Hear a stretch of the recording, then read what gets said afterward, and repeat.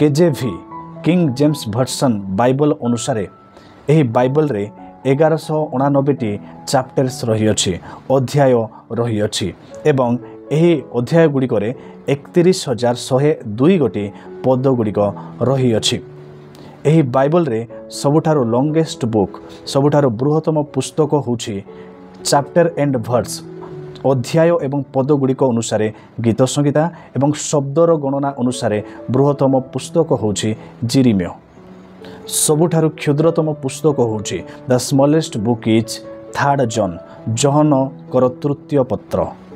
सेहीपरि longest chapter बृहत्तम अध्याय होछि गीत संहिता 119 पर्व एवं क्षुद्रतम बा शॉर्टेस्ट चैप्टर होछि गीत संहिता 117 पर्व एवं सबुठारु बड़ पद लॉन्गेस्ट वर्स होछि एस्टर 8 पर्वर 9 पद एवं स्मॉलेस्ट बा शॉर्टेस्ट वर्स होछि जॉन 11:35 पद।